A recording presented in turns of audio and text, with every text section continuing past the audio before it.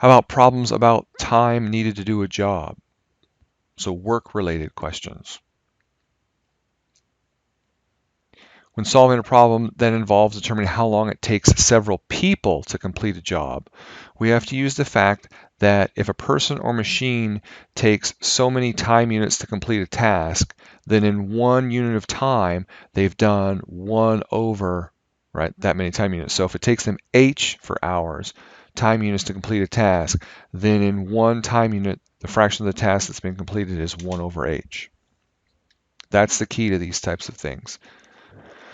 Now, because of an anticipated heavy rainstorm, the water level in a reservoir must be lowered by 1 foot. Opening spillway A lowers the level by this amount in 4 hours, whereas opening smaller spillway B does the job in 6 hours.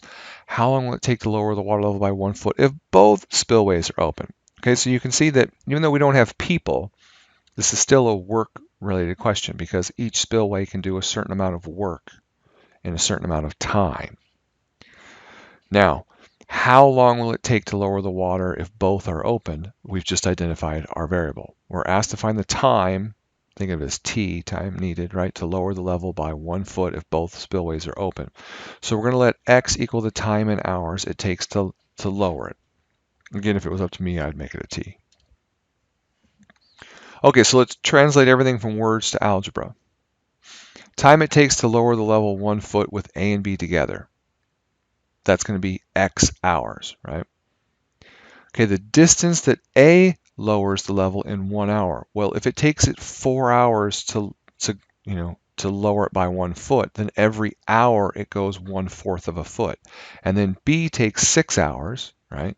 So it does 1/6 of a foot every hour.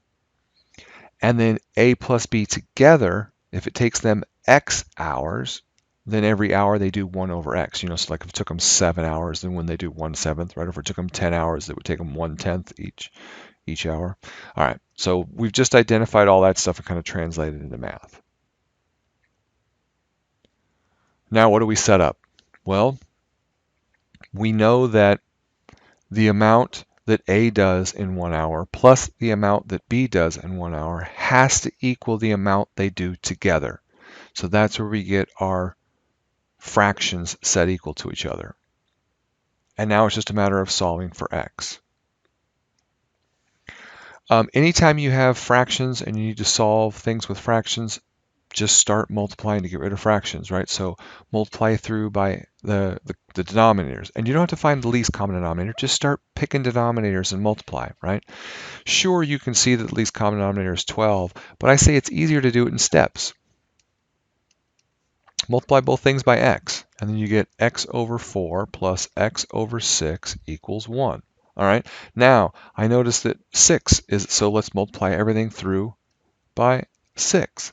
I get 6x over 4 plus x, right, equals 6. All right, I'm still stuck with a 4, or you can sit here and go, hey, this reduces. This reduces to 3 over 2. And so now everything by 2. So x plus 2x equals 12. Sorry, 3x plus 2x. I forgot the 3 was there. Right? Add these together. 5x equals 12. X equals 12/5. So if x equals 12/5, we just figured out how long it's going to take working together for them to lower it, right? It's going to take them 12/5 of an hour. Well, what the heck is 12/5 of an hour? Turn it into an improper fraction, you get 2 2/5. So that's 2 hours, and then you got to do 2/5 of an hour. Well, 2/5 of an hour is really just 2/5, right, times 60 minutes. 60 divided by 5 is 12. 12 times 2 is 24. And that's how they get 2 hours and 24 minutes to lower it by 1 foot.